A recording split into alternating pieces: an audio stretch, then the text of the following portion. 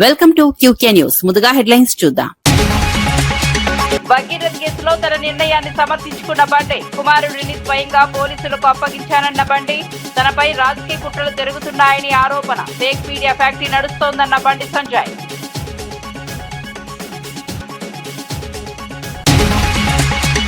Jagan మాటలనే copy చేస్తున్నారన్న కేకే రాజు, మత్స్యకారుల హామీలపై చంద్రబాబును ప్రశ్నించిన కేకే, మత్స్యకారుల సమస్యలపై వైఎస్ఆర్సీపీ పోరాటమన్న కేకే, ఓట్ల అంశంపై ప్రభుత్వాన్ని నిలదీసిన కేకే రాజు.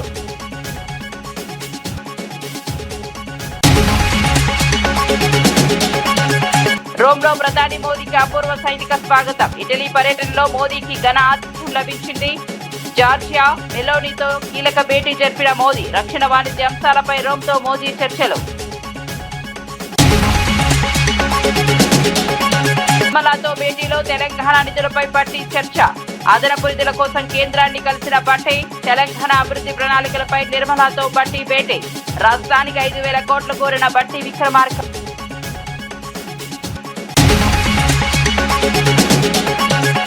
కల్తీ మద్యం ఆరోపణలపై జగన్ కు కౌంటర్ ఇచ్చిన కొల్లు, ఆధారాలు ఉంటే చూపించాలని జగన్ ను ప్రశ్నించిన కొల్లు, మద్యం పాలసీలపై వైసీపీ దుష్ప్రచారం చేస్తోందన్న కొల్లు, ప్రజలను తప్పుదారి పెట్టించొద్దని హెచ్చరిక.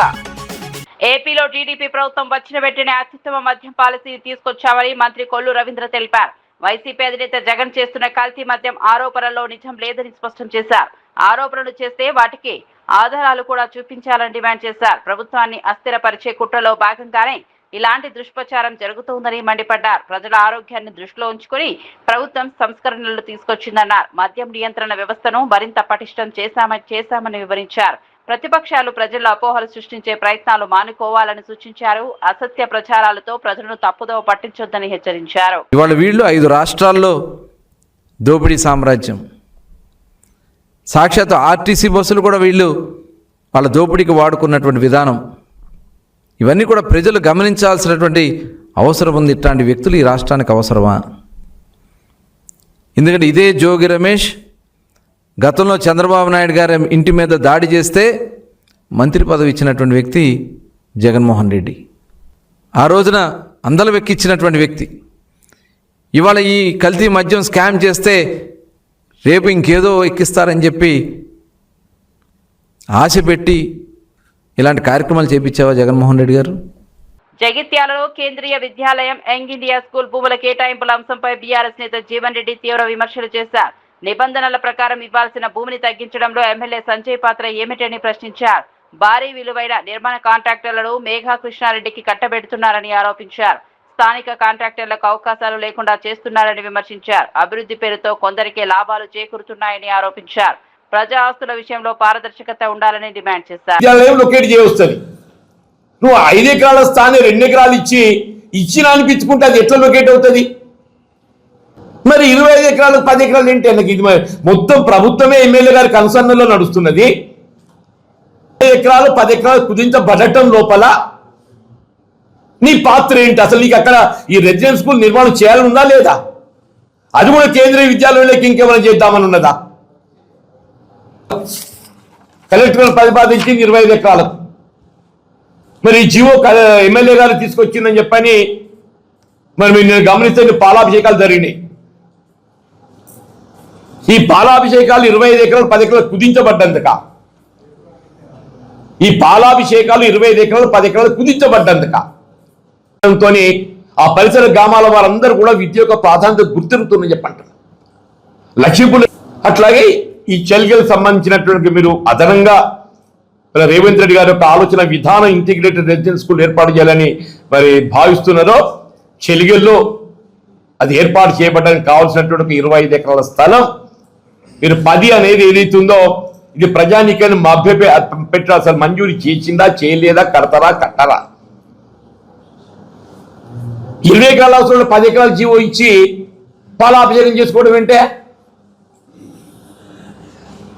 20 ఎకరాలు అవసరం అది ఉత్తములకి తెలిసి వెలువడ్డాయా తెలియక వెలువడ్డాయా?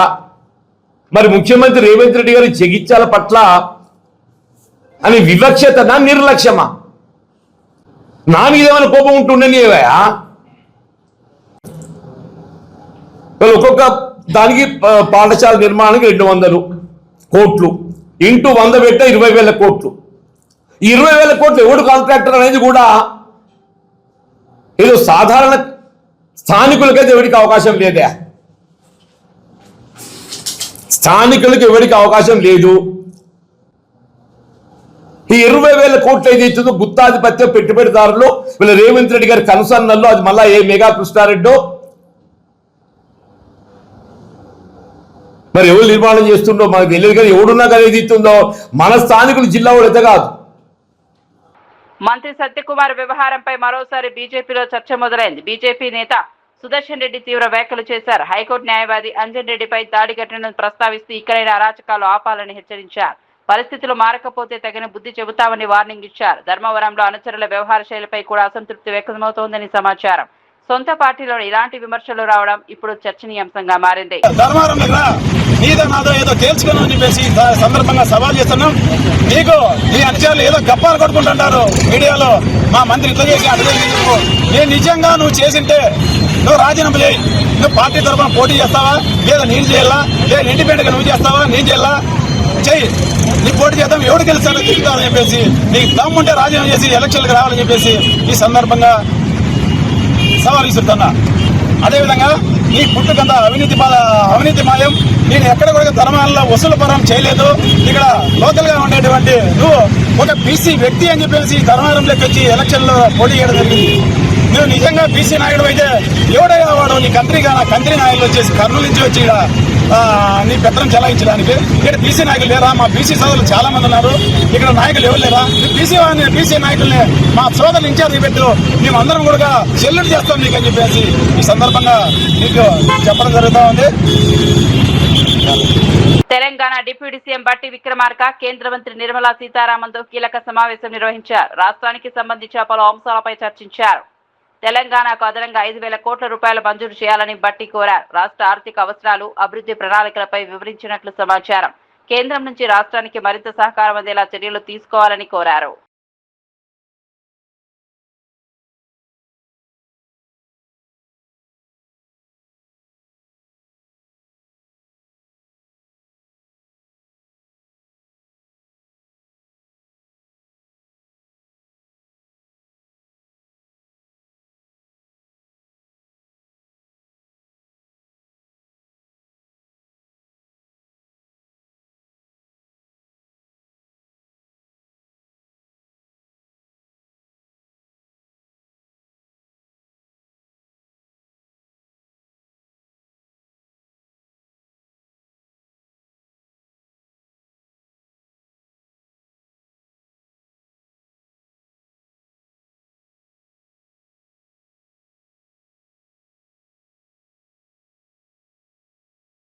భగీరథ్ కేసుపై కేంద్ర మంత్రి బండి సంజయ్ కీలక వ్యాఖ్యలు చేశారు. సమాచారం అందిన వెంటనే తన కుమారుణ్ణి పోలీసులకు అప్పగించారని తెలిపారు. విచారణకు పూర్తి సహకారం అందించాలని తానే సూచించానన్నారు. ఏ తండ్రైనా ఇలాంటి నిర్ణయం తీసుకుంటారా అని ప్రశ్నించారు. కేసు ప్రస్తుతం కోర్టు పరిధిలో ఉందని గుర్తు చేశారు. మాజీ CM KCR fake media factory నడుపుతున్నారని ఆరోపించారు. తనపై రాజకీయ కుట్రలు జరుగుతున్నాయని విమర్శించారు. మొత్తం వేయాలంటావు, ఎందుకంటే నీ గడిల పాలన బద్దలు కొట్టింది మేమే. నీ అవినీతి సామ్రాజ్యాన్ని కూకటి వేళ్లతో పెకిలించింది మేమే. నీ కుటుంబ పాలన వ్యతిరేకంగా కొట్టాడింది మేమే. ఉంటుంది, నీకు సహజంగా ఉంటుంది. నీ 15 మంది ఎంపీలు ఉన్నారు కదా, అందుకే రెచ్చిపోతున్నావు నువ్వు.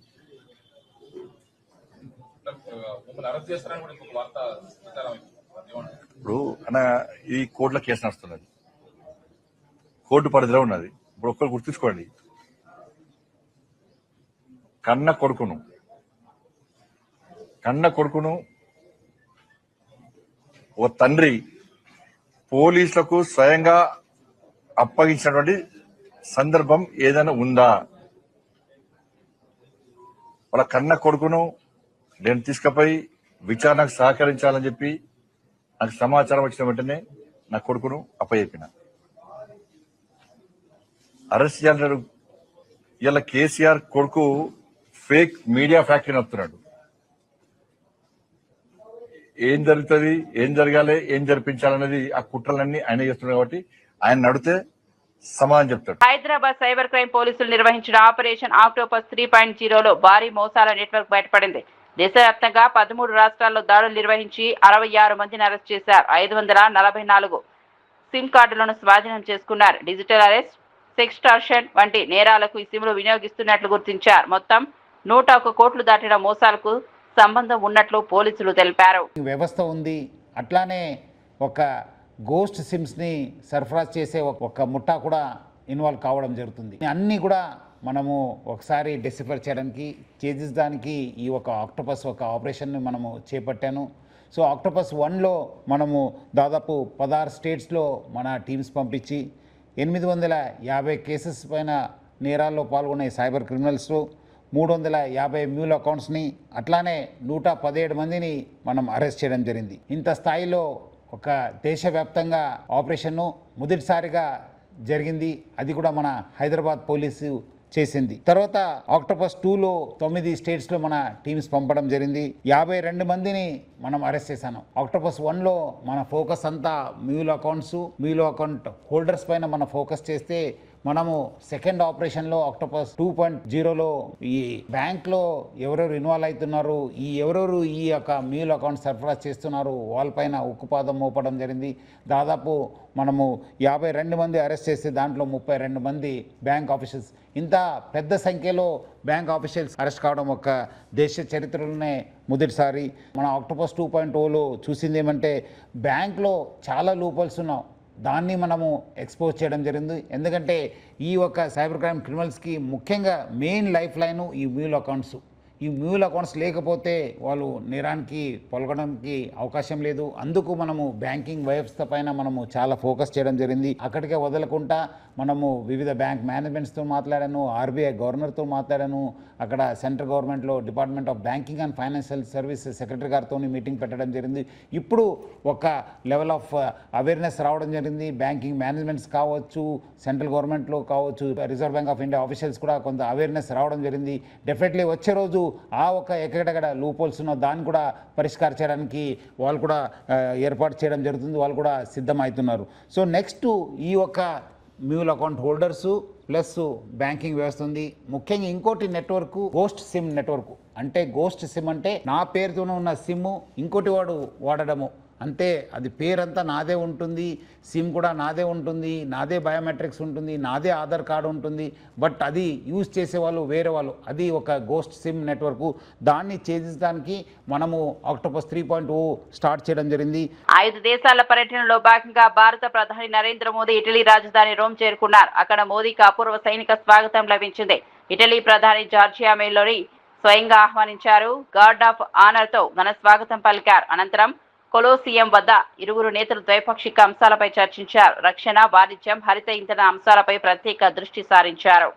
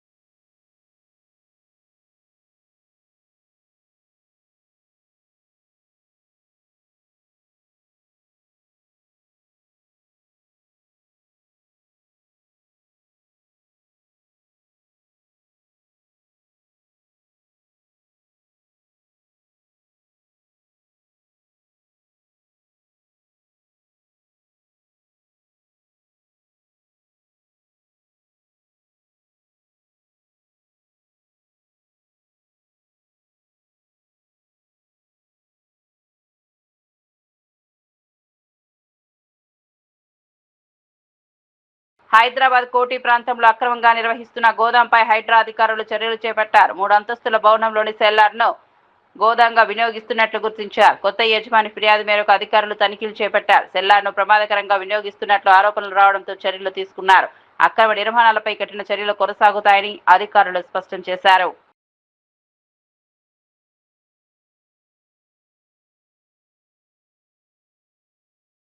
ఎంకక్ బిల్డింగ్ ఉన్నది 4-5-485 నేను కొనేసిన తర్వాత వీళ్ళు నాకు డిమాండ్ చేస్తున్నారు 1.5 crore.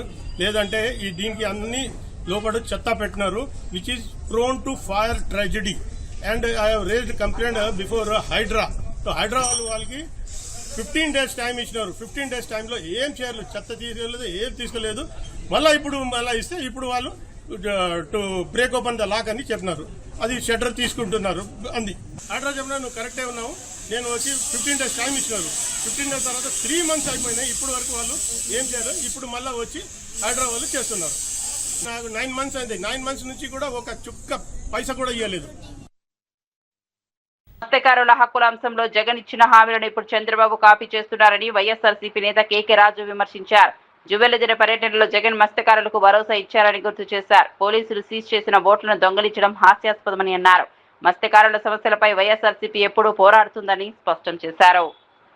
సంబంధించి అయినా ఒక పెట్టుబడుల సదస్సు అయినా ఎక్కడైనా పెట్టుబడుల సదస్సులు జరిగితే ఎవరైనా ఏం మాట్లాడదంటే పెట్టుబడులదారికి మేము ఎలాంటి ప్రోత్సాహాలు ఇస్తున్నాం, ఏ విధంగా పెట్టుబడులు మేము ఆకర్షించాం, ఈ పెట్టుబడుల వల్ల ఆ ప్రాంతానికి ఎలాంటి మేలు జరుగుతుంది, ఆ ప్రాంతంలో ఎంతమందికి ఉపాధి కలుగుతుంది, ఆ ఉపాధి ఉద్యోగ అవకాశాలతో పాటు ఈ రాష్ట్రానికి ఏ రకంగా ఆదాయం వస్తుందని మాట్లాడుతున్నాం. కానీ ఈయన ఏమీ మాట్లాడట్లేదు.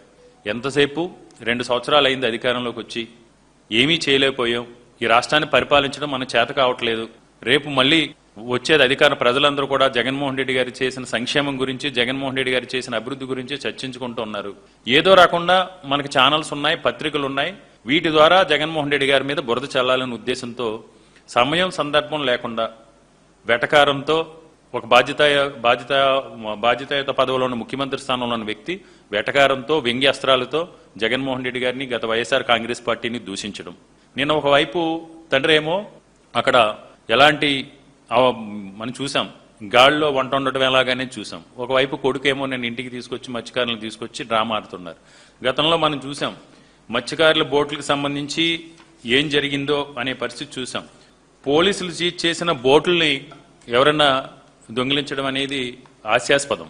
పోలీసులు సీజ్ చేసిన బోట్లని ఏదో పోలీస్ స్టేషన్లనే దొంగిలించిన విధంగా ఏ విధంగా చేశారో ఆ డ్యామేజ్ని కవర్ చేసుకోవడం కోసం ఆయన నేనేదో రకరకాలుగా చంద్రబాబు నాయుడు గారు ఏ విధంగా మాట్లాడారు, ఎవడు అడ్డుకుంటాడు, ఎవడు చేస్తాడు, మన తీరం మన ఇష్టం అంటే జగన్మోహన్ రెడ్డి గారు గతంలో చెప్పారు.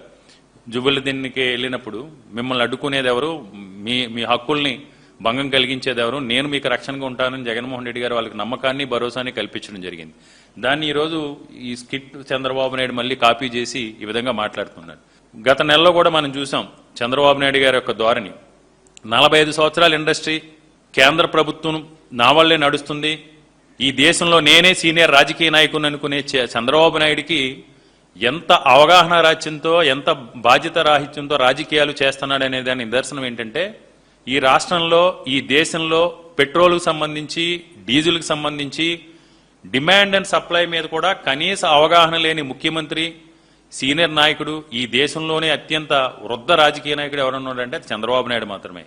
దానికి నిదర్శనం ఏంటంటే గత నెలలో ఎవరైతే సామాన్యులు, చదువు సంధ్య లేని పేద ప్రజలు, లేకపోతే కొంతమంది ఎవరైనా సామాన్యులు అంటూ ఎవరైనా ఆందోళన ఏ విధంగా చెందుతారో ఆ విధంగా రాష్ట్రం ఏమైపోయినా పర్వాలేదు, మిగతా 25 జిల్లాలు ఏవైపోయినా పర్వాలేదు, అమరావతిలో నిర్మాణాలు ఆగకూడదు, అమరావతిలో నిర్మాణాలు ఆగితే తనకు వస్తున్న 70% 80% కాంట్రాక్టర్లో కమిషన్లన్నీ కూడా ఆగిపోతాయి. కాబట్టి రేపొద్దుటే 2029లో వైఎస్ఆర్ కాంగ్రెస్ పార్టీ అధికారంలోకి వచ్చిన తర్వాత ఈ కాంట్రాక్టర్లన్నీ, బిల్లులన్నీ పెండింగ్ ఉండి కమిషన్లన్నీ తనకు పెండింగ్ పడతాయనే ఉద్దేశంతో 25 జిల్లాల్లోని డీజిల్ కొరత ఉన్నా పర్లేదు, పెట్రోల్ కొరత ఉన్నా పర్వాలేదు అనే ఉద్దేశంతో రిటైల్ డీలర్లందరినీ కూడా, ఇది వాస్తవం, ఆంధ్రప్రదేశ్ రాష్ట్రంలో ఉన్న పెట్రోలు, డీజిల్ రిటైల్ డీలర్లందరినీ కూడా బెదిరించి లక్షలాది లీటర్ల డీజిల్ని, పెట్రోల్ని అమరావతి నిర్మాణం కోసం మీరు బెదిరించి స్టోర్ చేసిన మాట వాస్తవమా కాదా? దానివల్ల మిగతా 26 జిల్లాల్లో ఉన్న సామాన్య ప్రజలు, మధ్యతరగతి ప్రజలు డీజిల్ కోసం, పెట్రోల్ కోసం ఆందోళన చెంది క్యాన్లు పట్టుకుని క్యూ లైన్లో ఎండలో పడి గంటల తరబడి క్యూ లైన్లో నుంచుని ఏ విధంగా ఇబ్బందులు పడ్డారనేది రాష్ట్ర ప్రజలందరూ కూడా చూశారు. కానీ ఈ పెద్ద మనిషి డిమాండ్ అండ్ సప్లై మీద కూడా ఇతనికి అవగాహన లేదు. ఎంతసేపు ఏదైనా కేంద్ర ప్రభుత్వం నా మీద నడుస్తుందని చెప్తా ఉంటాడు. కాబట్టి ఇప్పటికైనా చంద్రబాబు నాయుడు గారిని కానీ కూటమి నాయకులను కానీ మేము ఒకటే డిమాండ్ చేస్తున్నాం, మీరు ఇప్పటికైనా డ్రామాలు కట్టిపెట్టండి. ప్రజలు విజ్ఞులు, ఎవరు నిజాయితీతో సిద్ధశుద్ధితో ఇచ్చిన మాటకి కట్టుబడి చెప్పిన దానికంటే మిన్నగా చెప్పిన సమయానికంటే ముందుగా సంక్షేమాన్ని అభివృద్ధిని ఈ రాష్ట్రంలో చేసి చూపించారో ప్రజలకు అర్థమైంది, ప్రజలు గమనించారు. ఇక వార్త వివరాల్లోకి వెళ్తే కడప నగరంలో గంజాయి విక్రయాలపై చిన్న చౌక్ పోలీసులు మెరుపు దాడులు నిర్వహించారు. ఈ దాడుల్లో 2 ప్రధాన విక్రయదారులతో పాటు మొత్తం 3 నిందితులను అదుపులోకి తీసుకున్నారు. ఆంగని వీధికి చెందిన మాధవ, సాకే శంకర్, మనోజ్ కుమార్ ను అరెస్ట్ చేసినట్లు పోలీసులు తెలిపారు. నిందితుల వద్ద నుంచి 1 కిలో 600 గ్రాముల గంజాయిని స్వాధీనం చేసుకున్నారు. నగరంలో గంజాయి విక్రయాలపై ప్రత్యేక నిఘా ఏర్పాట్లు చేసినట్లు అధికారులు వెల్లడించారు. గంజాయి రవాణా విక్రయాలకు పాల్పడే వారిపై పీడీ యాక్ట్ నమోదు చేస్తామని హెచ్చరించారు. అక్రమాలకు పాల్పడే వారిని నగర బహిష్కరణ కూడా చేస్తామని స్పష్టం చేశారు.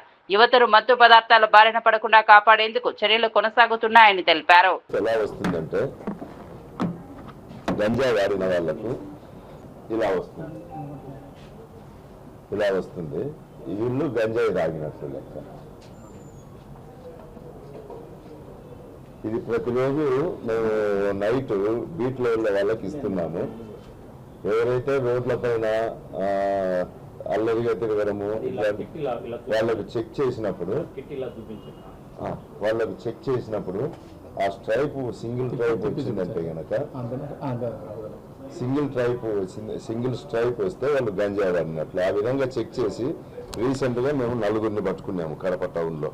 గత 2 days నుంచి మాకు బయో చెక్ అని చెప్పి ఒకటి ఇవి పంపించినారు మా అధికారులు. వీటి ద్వారా మనం గంజాయి కన్జంప్షన్ చేసిన వాళ్ళను మనం ఐడెంటిఫై చేయొచ్చు. రాత్రి మా వాళ్ళు గ్లూకోల్స్ తర్వాత రక్షకులు తిరుగుతూ ఉంటాయి.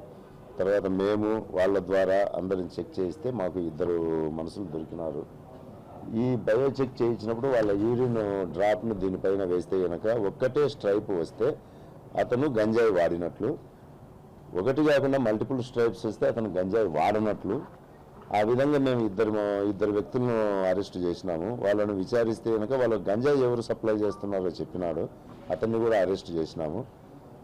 అరెస్ట్ చేసి వాళ్ళ దగ్గర నుంచి 1 kg 600 grams గంజాయి సీజ్ చేసినాము. దానిపైన ఎఫ్ఐఆర్ కట్టి ఇంకా విచారిస్తున్నాము. ముగించే ముందు హెడ్లైన్స్ మరోసారి చూద్దాం.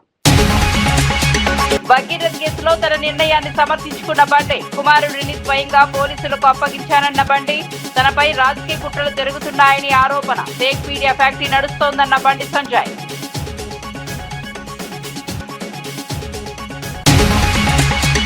జగన్ మాటలనే కాపీ చేస్తున్నారన్న కేకే రాజు, మత్స్యకారుల హామీలపై చంద్రబాబును ప్రశ్నించిన కేకే, మత్స్యకారుల సమస్యలపై వైఎస్ఆర్సీపీ పోరాటమన్న కేకే, ఓట్ల అంశంపై ప్రభుత్వాన్ని నిలదీసిన కేకే రాజు.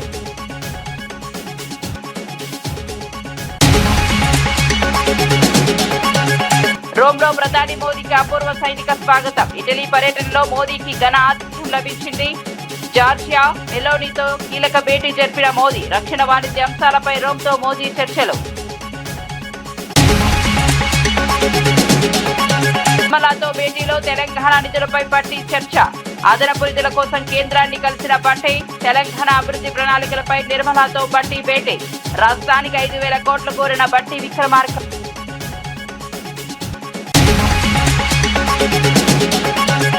కల్తీ మద్యం ఆరోపణలపై జగన్ కు కౌంటర్ ఇచ్చిన కొల్లు, ఆధారాలు ఉంటే చూపించాలని జగన్ ను ప్రశ్నించిన కొల్లు, మద్యం పాలసీలపై వైసీపీ దుష్ప్రచారం చేస్తోందన్న కొల్లు, ప్రజలను తప్పుదారి పెట్టించొద్దని హెచ్చరిక.